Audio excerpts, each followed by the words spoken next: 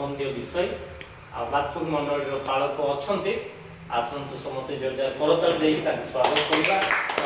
ପ୍ରଭୁଙ୍କର ବାକ୍ୟ ଆମକୁ କହିବେ। ପୁରା ଭିଡ଼ିଓ କରିବେ ସାର୍ ବାକ୍ୟଟା ଧର ଠିଆ ହେଇ କର ସେଣ୍ଟର ଭଲ ଆସିବ। 15 ମିନିଟ୍ କହିବେ, ବେଶୀ କହିବେ। সর্বপ্রথমে স্যার এমতি কর্নার পড়াইব। ঠিক আছে। ওকে স্যার সর্বপ্রথমে আমানকো সৃষ্টিকর্তা জীবিত পরমেশ্বরଙ୍କର প্রশংসা স্তুতি বন্দনা প্রণিপাত হেউ এবং আজিକାର উপবাস প্রার্থনারে জড়িত থিবা আমানଙ୍କର ଫେଥ୍ ଗୋସ୍ପେଲ୍ ଗ୍ଲୋବାଲ୍ ମିଶନର ଡିରେକ୍ଟର କୋର୍ଡିନେଟର ଏବଂ ପ୍ରିନ୍ସିପାଲ ପୁଣି ଅନେକ ସହକର୍ମୀମାନଙ୍କୁ ତଥା ଲାଇଭରେ ଦେଖୁଥିବା ସମସ୍ତ ଶ୍ରୋତା ଜନମଣ୍ଡଳୀକୁ ଖ୍ରୀଷ୍ଟ ଯୀଶୁଙ୍କ ନାମରେ ବାତପୁର ଚର୍ଚ୍ଚ ପାଷ୍ଟର ଭାଇ ବିକାଶ କୁମାର ପରଙ୍କ ନମସ୍କାର। ଆସନ୍ତୁ ବାଇବେଲର ଜଣେ ନାରୀ ତାର ଫାଷ୍ଟିଂ ପ୍ରାର୍ଥନା ଦ୍ୱାରା ଉପବାସ ପ୍ରାର୍ଥନା ଦ୍ୱାରା କିପରି ତା ପରିବାର ତା ମଣ୍ଡଳୀ ତାରି ଦେଶ ରକ୍ଷା ପାଇଥିଲା ଉକ୍ତ ବିଷୟରେ ଆମମାନେ ଚିନ୍ତା କରିବା। ଏହି ଅବସରରେ ଆମମାନଙ୍କ ମଧ୍ୟରେ ପ୍ରିନ୍ସିପାଲ ବ୍ରଦର ଡେଭିଡ ଲିମା ଅଛନ୍ତି। ଗୀତ ସଂଗୀତା 86 ଗୀତ ତହିଁର 16 ପଦ ପଢ଼ନ୍ତୁ। ବ୍ରଦର ଡେଭିଡ ଅଛନ୍ତି। ଗୀତ 86 ତହିଁକାର 16 ପଦ।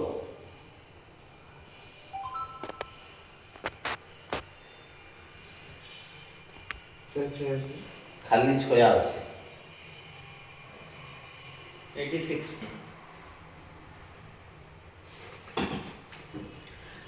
आहे ମୋ ପଥି ଫେର ଓ ମୋତେ ଦୟା କର, ତୁମ୍ଭ ଦାସକୁ ତୁମର ଶକ୍ତି ପ୍ରଦାନ କର, ପୁଣି ତୁମ୍ଭ ଦାସୀର ପୁତ୍ରକୁ ପରିତ୍ରାଣ କର।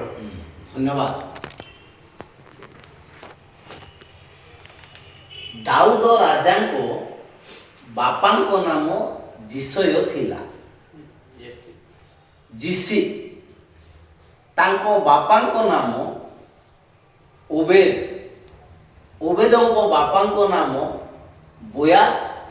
ବୋୟାଜଙ୍କ ବାପାଙ୍କ ନାମ ସଲମାନ। ଇସ୍ରାଏଲ ଲୋକମାନେ ଯିବା ସମୟରେ ଜିହୋସିଓ ସିଠିମ୍ ଠାରୁ 2ଟି ଚୋରମାନଙ୍କୁ ପଠାଇଥିଲେ, ଯାହା ଜିରିହ ନଗର ଅନୁସନ୍ଧାନ କର। ଗୁପ୍ତ ଚୋରମାନଙ୍କୁ।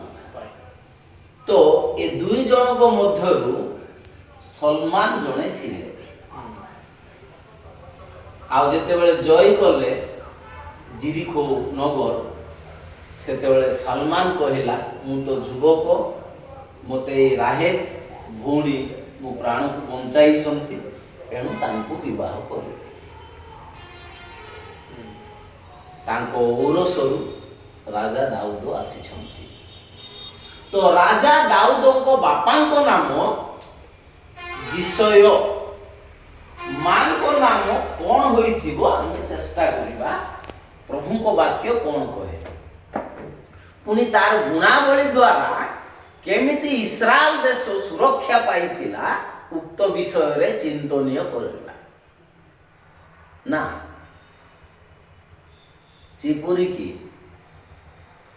ପ୍ରଭୁ ଦାସ ବୋଲି ଜଣଙ୍କ ନାମ ଥାଏ, ଖ୍ରୀଷ୍ଟ ଦାସ ବୋଲି ଜଣଙ୍କ ନାମ ଥାଏ, ଖ୍ରୀଷ୍ଟ ଦାସୀ ବୋଲି ଜଣଙ୍କ ନାମ ଥାଏ, ୟେଶୁ ଦାସ ୟେଶୁ ଦାସୀ ବୋଲି ଥାଏ। ତଦ୍ରୂପ এই ଆଲୋଚାଂଶରେ ଆମେ ବୁଝିବାକୁ ପଡ଼ିବ ଯେ ରାଜା ଦାଉଦଙ୍କ ମାଙ୍କ ନାମ ଦାସୀ, ପ୍ରଭୁଙ୍କ ଦାସୀ, ସଦାପ୍ରଭୁଙ୍କ ଦାସୀ। ଜଣେ ପ୍ରଭୁଙ୍କ କାମ କଲେ ଆମେ ତାଙ୍କୁ ଆଉ କହିଥାଉ ଏ ପ୍ରଭୁଙ୍କ ଦାସ। ଜଣେ ଭଉଣୀ ପ୍ରଭୁଙ୍କ ସେବା କରିବା ସକାଶୁ ତାଙ୍କୁ ପ୍ରଭୁଙ୍କ ଦାସୀ ବୋଲି କହିଥାଉ। କିନ୍ତୁ ଜଣଙ୍କର ନାମ ହିଁ ଥାଏ ଖ୍ରୀଷ୍ଟ ଦାସ, ଖ୍ରୀଷ୍ଟ ଦାସୀ। ତଦ୍ରୂପ ଏଠାରେ ବୁଝିବାକୁ ପଡ଼ିବ ଯେ ରାଜା ଦାଉଦଙ୍କ ମାଙ୍କ ନାମ ଦାସୀ, ସଦାପ୍ରଭୁଙ୍କ ଦାସୀ। କାରଣ ତାର ଶ୍ୱଶୁରଙ୍କ ନାମ ସେବକ ଥିଲା ଓବେଦ। ତ ଓବେଦ ଯଦି ସେବକ, ମୁଁ କେମିତି ବୁଆଶୁଣି କରିବି ଏଇ ତାର ଚିନ୍ତାଧାରା ଥିଲା। ଏଣୁ ନିଜର ନାତି ବୋଉକୁ ଗୋଟେ ଦାସୀ ଲୋକକୁ ସେ ବୋହୂ କରିକି ଆଣିଲେ। ତ ଏ ଦାସୀର ପ୍ରାର୍ଥନାରେ ତା ପୁଅ 17 କି 18 ବର୍ଷର ପୁଅ କେମିତି ଗଲିଆଦକୁ ପରାସ୍ତ କରିଥିଲେ ତାହା ଆମମାନେ ଚିନ୍ତା କରିବା। କାରଣ ମନୁଷ୍ୟ ସମାଜ ଦୁଇ ପ୍ରକାର ଥାନ୍ତି, ଗୋଟିଏ ମାନବ ଆଉ ଗୋଟିଏ ଦାନବ। ମାନବ ଆମେ ସବୁ ଜେନେରାଲ ଲୋକମାନେ, ସେ ପ୍ରଧାନମନ୍ତ୍ରୀ ହେଉ ସେ ମୁଖ୍ୟମନ୍ତ୍ରୀ ହେଉ। ଦାନବ ବା ଯାହାକୁ ଇଂରାଜୀରେ ନେଫିଲିଆନ ବୋଲି କହନ୍ତି, ଏମାନେ କ'ଣ ଆମର ବିଜାତୀୟ ଭାଷାରେ ରାକ୍ଷସ ବୋଲି କହନ୍ତି, ଅସୁର ବୋଲି କହନ୍ତି। ସେଇ ଶ୍ରେଣୀର ଲୋକ, ସେଇ ଦାନବ ଥିଲେ ଗଲିଆଦ। ସାଧାରଣ ମନୁଷ୍ୟ ଠାରୁ ସେ ଜଣେ ରାକ୍ଷସ ଲୋକ ଥିଲେ, ସେ ଜଣେ ନେଫିଲିଆନ ଥିଲେ। ତାଙ୍କୁ ପରାସ୍ତ କରିବା ସୁବିଧା ନୁହଁ, ଏକ କମ୍ ବୟସର ବାଳକ। କିନ୍ତୁ ଯଦି ଦାଉଦ ରାଜା ଗଲିଆଦକୁ ମାରିଲେ, ତା ଗଳା କାଟିଲେ, ତାକୁ ପରାସ୍ତ କଲେ ଫିଲିଷ୍ତୀୟମାନଙ୍କୁ, ତାହେଲେ ତା ପଛରେ ଅଛି ତା ମାର ପ୍ରାର୍ଥନା। ନିଜର ସାନ ପୁଅ ଏତେ ବଡ଼ ଆଉ ଦାନବ ସହିତ ଯୁଦ୍ଧ କରିବାକୁ ଯାଉଛନ୍ତି, ତାର ଅନ୍ତଃକରଣ କେମିତି ନଥିବ। ତ ଏଥିରୁ ଆମେ ଶିକ୍ଷା ପାଉଛୁ ଯେ ପ୍ରଭୁ ଆମମାନଙ୍କୁ ଯୁବକ ଅବସ୍ଥାରେ ଆହ୍ୱାନ କରିଛନ୍ତି, ପୁଣି ଅନେକ ଲୋକମାନେ ଯେ ଆମେ ପ୍ରଭୁଙ୍କ ସେବକ ସେବିକା, ବିଶ୍ୱାସୀ ବିଶ୍ୱାସିନୀ, ଆମମାନଙ୍କର ପୁଅ ଝିଅ ନାତି ନାତୁଣୀ ଅଛନ୍ତି।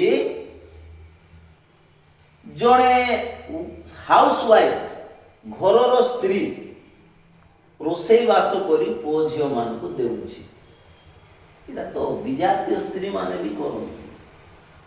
ଅଧିକା କ'ଣ ନା ତା ପାଇଁ ପ୍ରାର୍ଥନା ଦରକାର, ପୁତ୍ର କନ୍ୟା ମାନଙ୍କ ପାଇଁ ପ୍ରାର୍ଥନା। ଗୋଟେ ପରିବାର ତା ପୁଅ ଝିଅର କିଛି ଟିପ୍ସ ଖର୍ଚ୍ଚ ଆମେ ଦେଉ, ତାକୁ ଲୁଗାପଟା କିଣି ଦେଉ, ତାଙ୍କୁ ବସ୍ତ୍ର କିଣି ଦେଉ। ଏହା ବିଜାତୀୟ ପରିବାର ଗୁଡ଼ିକ ମଧ୍ୟ କରନ୍ତି। କିନ୍ତୁ ଆମେ କି ସେ ପୁଅ ଝିଅ ମାନଙ୍କୁ ପ୍ରଭୁଙ୍କ ଠାରେ ବଢ଼ାଉ ବାକ୍ୟ ଧ୍ୟାନ ଚିନ୍ତା ପ୍ରାର୍ଥନାରେ। ଏ ହେଉଛି ବଡ଼ ବିଷୟ। ତ ଆମେ ଦେଖୁଛୁ ଯେ ଗଲିଆଦକୁ ପରାସ୍ତ କରିବାରେ ପଛରେ ତାଙ୍କ ମାଙ୍କର ପୂର୍ଣ୍ଣ ଉପବାସ ପ୍ରାର୍ଥନା ଥିଲା, ଯଦ୍ୱାରା ଇସ୍ରାଏଲ ଦେଶ ବଞ୍ଚି ପାରିଲା। ଏଣୁ ମୋର ପ୍ରିୟ ବିଶ୍ୱାସୀ ବିଶ୍ୱାସିନୀ ମାନେ, ଯେତେ ଆମେ ଖ୍ରୀଷ୍ଟୀୟ ପରିବାର, ବାପା ମା ପରିବାର ଗୁଡ଼ିକ ସବୁବେଳେ ଆମେ ପ୍ରାର୍ଥନା କରିବା ଯେ ମନ୍ଦ ଶକ୍ତି ଗଲିଆଦ ତାଙ୍କୁ କେମିତି ପରାସ୍ତ କରିବା। ସବୁବେଳେ ପ୍ରାର୍ଥନା କରିବା, ଅନେକ ଲୋକମାନେ ଅନ୍ଧକାରରେ ଅଛନ୍ତି, ସେମାନଙ୍କର ଆତ୍ମାକୁ କିପରି ଆମେ ଆଣିବା। এইটা ଆମମାନଙ୍କର କର୍ତ୍ତବ୍ୟ। ଭାରତ ଦେଶ କିପରି ଏକ ବିଶ୍ୱାସୀ ଦେଶ ହେଇପାରିବ, ପ୍ରଭୁ ଆମମାନଙ୍କୁ ଆଶୀର୍ବାଦ କରନ୍ତୁ। ଏହି ସଂକ୍ଷିପ୍ତ ପ୍ରଚାର କରିବାକୁ ଧନ୍ୟବାଦ। ବହୁତ ବହୁତ ଧନ୍ୟବାଦ।